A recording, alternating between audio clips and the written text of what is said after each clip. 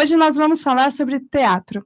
Comemorando 25 anos de trajetória, a Cia Lúdica de São Paulo estreou com o projeto Autopia na Era da Incerteza, no dia 20 de março, e fica em cartaz até o dia 5 de setembro, no Tendal da Lapa. Hoje eu tenho o prazer de receber alguns dos integrantes aqui comigo. Estão Tatiana Vaz, Alessandra Reis, Márcia Arco e Paulo Drummond. Bem-vindos à rádio, pessoal, ao nosso estúdio. Obrigada. Muito obrigada. Antes da gente começar a falar sobre o projeto, sobre a Cia, eu sempre gosto de ouvir um pouquinho sobre cada pessoa que eu entrevisto, para a gente dar uma relaxada, dar uma descontraída. Então, eu quero ouvir sobre vocês, um pouquinho da história de cada um, quando começou a arte na vida de vocês, como foi a aceitação disso também, porque a gente sabe que não é fácil, né? Então, como foi isso na vida, como foi a aceitação? Se vocês relutaram um pouco, sempre se entregaram para a arte. Quero que vocês falem um pouquinho sobre vocês. Bom, eu sempre quis ser atriz, desde criança, assim, vivia falando, ai, mãe, me leva, né, no SBT, na Globo, mas não rolava uma aceitação, não, da família, tipo, ai, você é tímida, enfim. E aí, com o tempo, eu fui crescendo e eu mesmo fui buscando fazer teatro. E aí, com 14 anos, eu comecei nas oficinas culturais que tinham na prefeitura e tal. E comecei a estudar e nunca mais parei. Agora eu tô com 32. E aí é fazer de tudo um pouco, né? Eu fui criada em Minas Gerais. A cidade que eu fui criada não tinha teatro. Então, essa coisa da arte, para mim, veio muito forte da televisão. E eu via Chiquititas na época e queria muito fazer Chiquititas. Não sabia por quê, mas queria muito fazer Chiquititas. E aí, com 18 anos, eu vim para São Paulo para conhecer mesmo o teatro e saber o que era, se realmente era o que eu queria fazer. Fiz uma oficina livre e aí nunca mais parei. Fui fazendo teatro, dança. E a arte é isso, né? Você vai fazendo um pouco aqui, um pouco ali e vai querendo fazer tudo. No fim das contas, e precisa fazer tudo para poder produzir no Brasil. Você precisa estar antenado e fazer de tudo um pouco para conseguir viver de cultura e arte no Brasil. Isso. Eu comecei, na verdade, não profissionalmente, mas na escola, o meu contato com a arte foi por meio de aulas do colégio que eu estudava no colégio de freira. Então, a gente tinha desde pequenininha artes, pintura a dedo, desenho. Então, eu sempre gostei muito. Aí, o teatro já veio nessa época também, mas foi por uma ocasião bem, bem diferente. Tinha um grupo as freiras, elas sempre, no final do ano, a gente apresentava um trabalho, ou na área de teatro, ou na área de artes mesmo, visuais, e aí selecionavam alguns grupos para montar uma cena, uma coisa parecida. E o que aconteceu?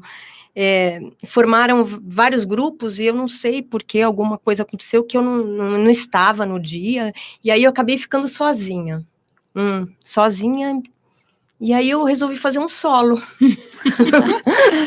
Eu tinha uns 8 anos, e esse solo eu criei uma árvore com uma expressão, uma coisa bem louca assim, e aí não sei, aí eu tava pais, mães, familiares assistindo a apresentação, e aí aplaudiram, e eu fiquei assustada com aquilo, falei, nossa, aplaudiram, nossa, e eu me preparei para fazer essa árvore, tudo intuitivo, não tive uma orientação assim, mas com a música e tal, e foi bem interessante. Aí vieram falar, como que você conseguiu? As minhas coleguinhas, né, você fez sozinha e tal, e aí foi assim, aí eu comecei com isso. Aí, com o tempo, também comecei a estudar, fazer cursos, né, quando eu já estava adulta, com uns 19, e também entrei em contato, quando era outra coisa que não pertence ao mundo da arte, mas ao mundo da publicidade, fazendo comerciais. Eu comecei com 14 anos, também por acaso. Eu fui acompanhar uma amiga num teste de comercial, acompanhar, nem tinha noção do que era isso.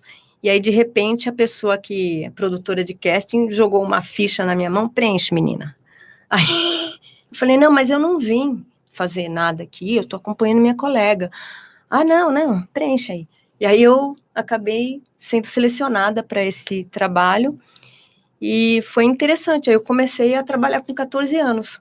Aí vieram outros e outros e outros, mas aí mais tarde, quando eu estava com uns 18, 19, que eu comecei a estudar realmente teatro e me interessei muito com mímica. Eu conheci um grande mímico que chamava David Glass, e eu fiquei apaixonada por mímica, louca por mímica, queria ser mímica de qualquer jeito. A Denise Stoklos, isso, eu ficava louca, assim. Aí comecei a estudar mímica, a primeira coisa, e estudei, aí foi estudando. Aí é isso. Aí, com o tempo, fui fazendo alguns trabalhos, e há 25 anos atrás, eu conheci o Paulo, que também trabalhava com teatro já há muitos anos na época, e acabamos conversando, e a gente tinha umas ideias parecidas, e a gente pensou em trabalhar com uma companhia, começar um trabalho com teatro, com mais gente, e aí uniu o trabalho dele, a minha experiência, que eu já tinha também, em 1990, você vê que eu não sou tão nova, eu produzi uma peça que chamava o Arcasilo, Grafite Ópera Fake, com Maurício Vilaça, sempre também estava envolvida com o pessoal das artes visuais, e é uma peça que estreou no MASP e tal, então eu já vinha com um pouco dessa experiência de atriz, de produtora, um pouco de tudo, né, e aí o Paulo também ele foi um dos fundadores do Grupo Mambembe, então já veio e a gente montou assim, falou, vamos começar uma companhia. Aí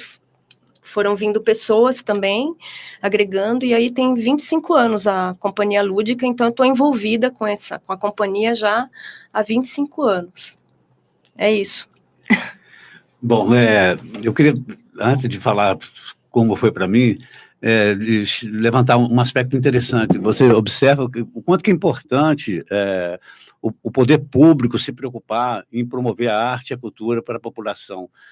Se você observar bem, a Alessandra, ela teve acesso através de uma oficina livre, a Tatiana também, e de uma certa forma também, a Márcia, não sendo através da oficina livre, foi de uma escola que apoiava o desenvolvimento cultural e artístico dos seus estudantes. Ou seja, essa mentalidade de um mundo contemporâneo, mais aberto, né, menos conservador, mais livre, mais de uma visão do ser humano de uma forma, digamos assim, mais expressiva, mais sensível, mais preocupada com a sua existência qualitativa e não com a relação com os seus pertences, o que é ter ou não ter, entendeu? Mas sim como ser e o que ser, né? Ou seja, as suas escolhas, aquilo que te faz feliz, aquilo que te joga para o mundo, né? O quanto é importante a arte e a cultura para esse desenvolvimento. Eu comecei a fazer teatro em Sete Lagoas, quando criança ainda, na escola.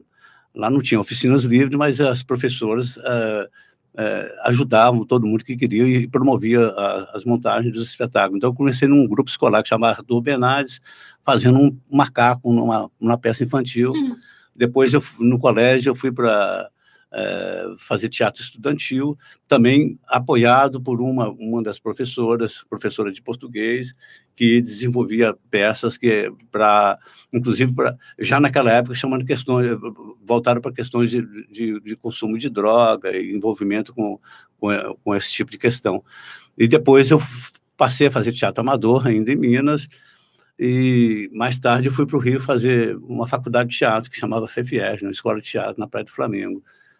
Nessa faculdade de teatro eu fiquei um tempo, depois eu fui convidado por um ator de São Paulo, um diretor de São Paulo que chamava Roberto Vinhati, que eu conheci num festival de teatro no Paraná, para fazer um espetáculo aqui em São Paulo quando eu mudei para cá. Eu ainda não terminei, naquela época eu ainda não tinha terminado a faculdade, mas eu mudei para cá e comecei minha carreira como ator aqui, num espetáculo chamado O Duelo, né, do Bernardo Santareno, um português.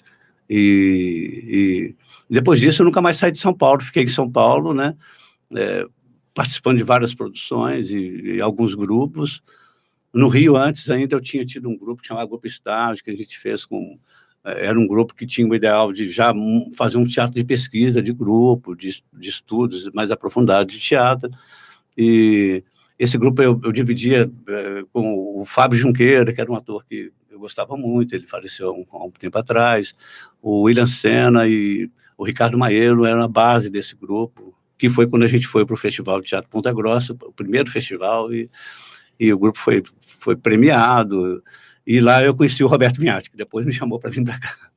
Bem, e aqui em São Paulo, eu, na verdade, eu não sou um dos fundadores do Mambembe, um equívoco da massa, eu fui uma das pessoas que foi convidada para participar, e participei do Mambembe durante um bom tempo, até que a gente criou um espaço nosso que chamava Espaço Mambembe, e depois de um tempo o grupo terminou, e eu continuei um tempo fazendo espetáculos com outro, como convidado de outras produções. E depois eu fui para o Memorial da América Latina, eu fui ser consultor de teatro lá, e depois acabei assumindo a função de gerente de comunicação do Memorial da América Latina.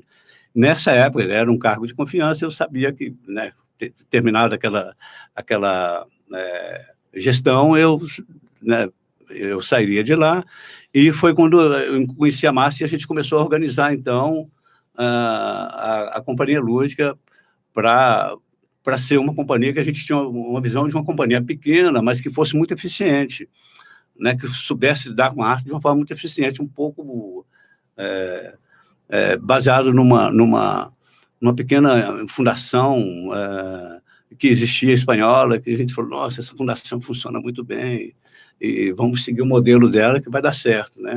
Ou seja, pequena, mais eficiente, quando precisasse, a gente também convidaria outras pessoas, e foi o que acabou acontecendo nesse projeto, né? Depois de 25 anos, a Companhia Lúdica, ela tem no seu repertório 6 espetáculos, sendo parte desse espetáculo para criança e parte para adulto. A gente tem uma visão de que dá para fazer teatro variado para crianças e para jovens e adultos.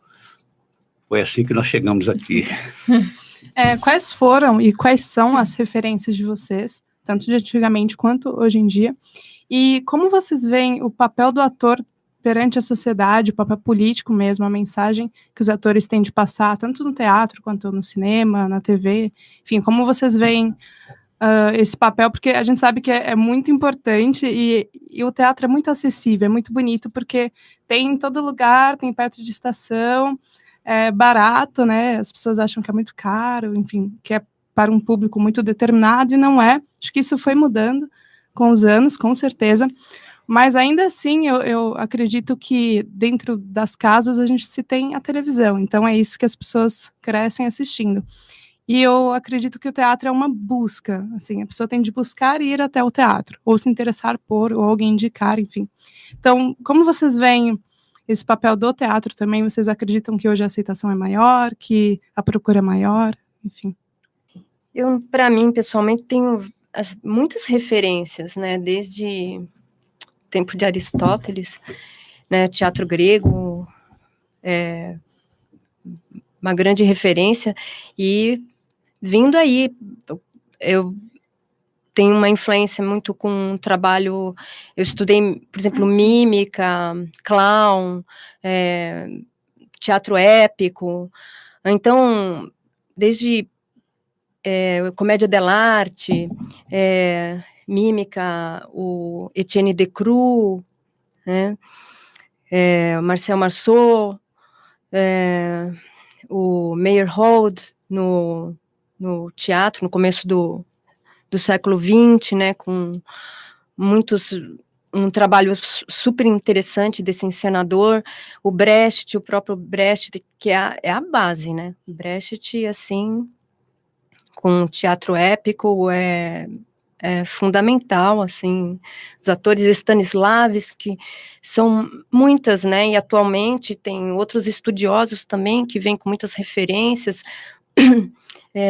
do teatro contemporâneo, né, o Lehmann, Hans Lehmann, o Rancière, são vários estudiosos que, assim, a gente se baseia hoje, tem uma preocupação muito com o espectador, né, o lugar do espectador na cena, porque não adianta você ter um teatro, o teatro ele tem que colocar o espectador também em primeiro lugar, para considerar esse espectador ativo, né, não um contemplativo, mas uma figura ativa, que está lá, que está, não que ninguém vai puxar ele para dentro da cena, ou fazer provocações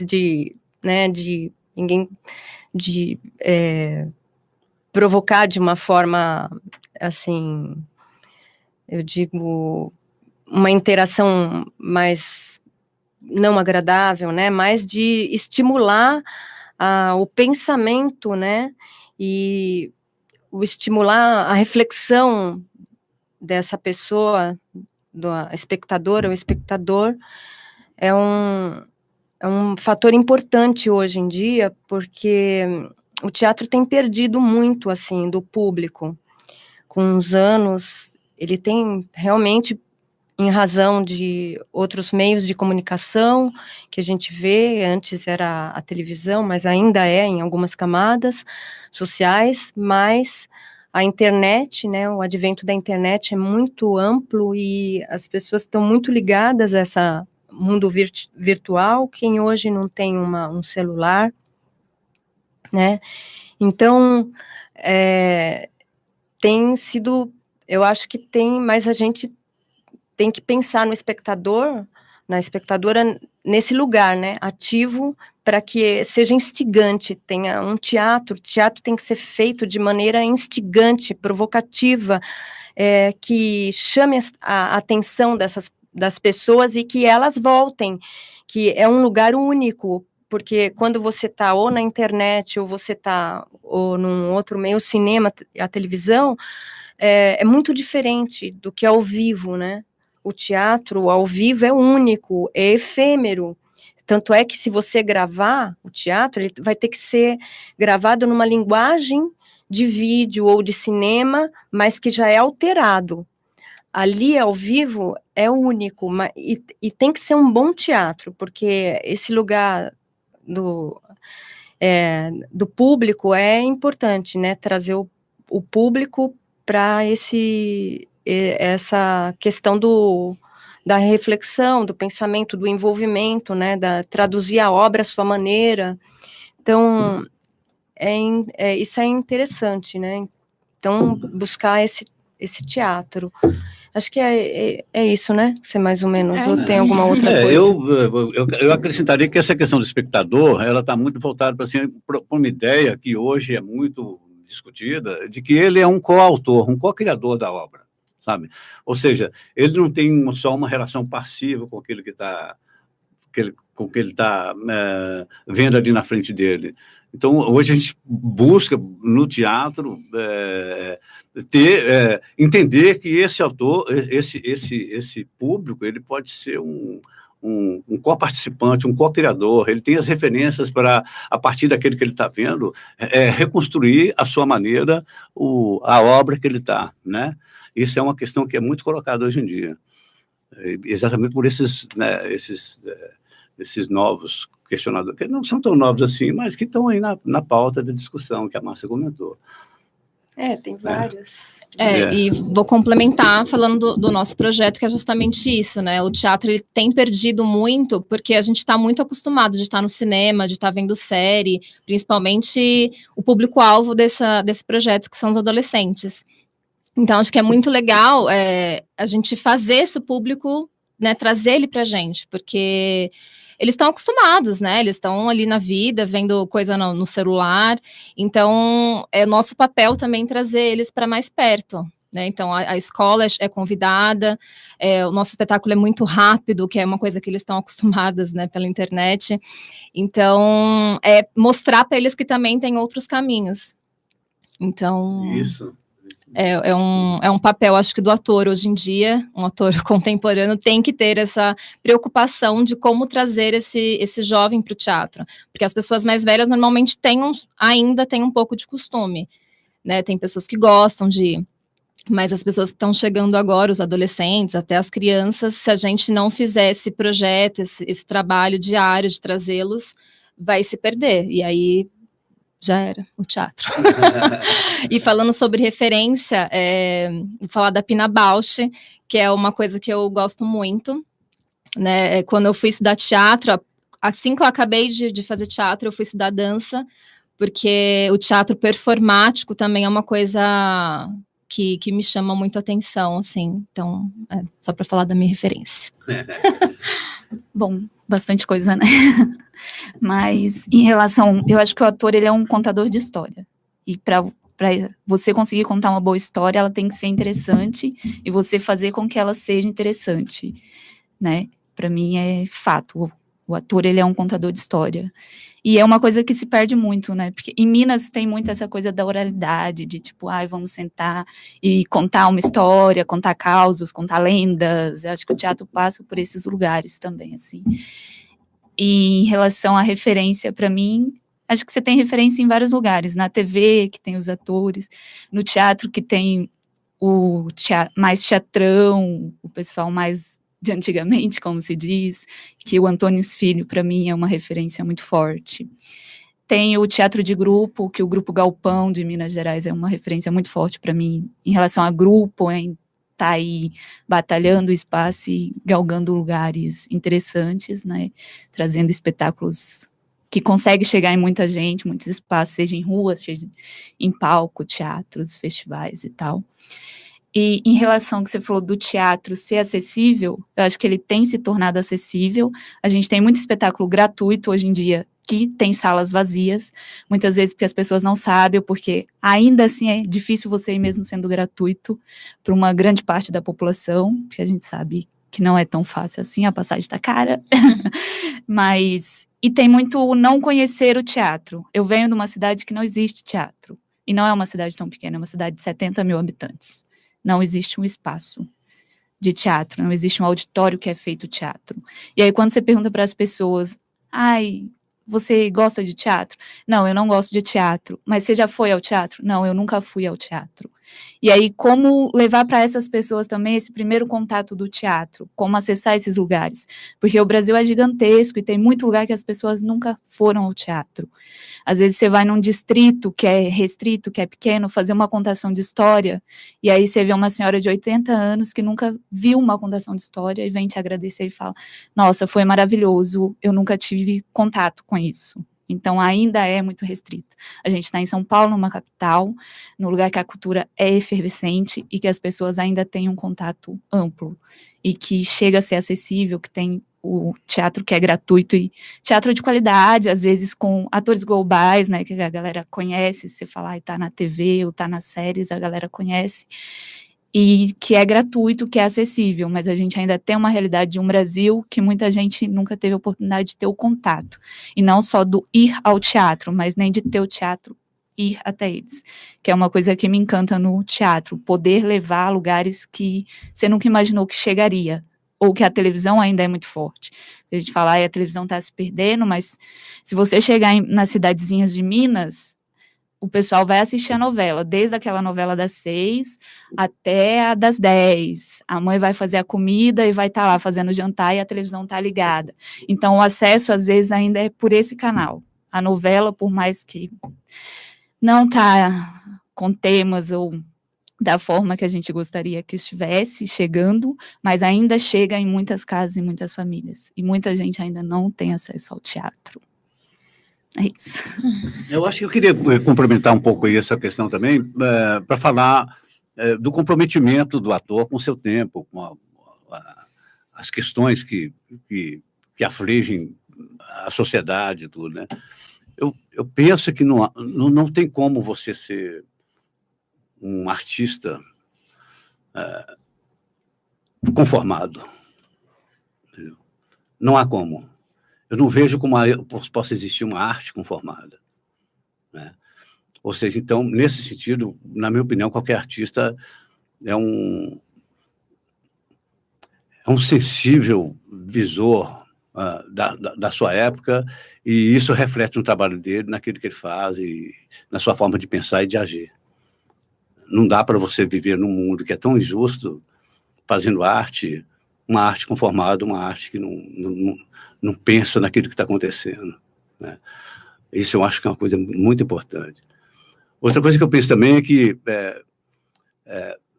mesmo o teatro, ou qualquer arte sendo uma questão de hábito, ou seja, e nesse sentido a gente pode ver que o nosso país ele deve muito à sua população, porque qualquer projeto que se faz, ele não continua nunca.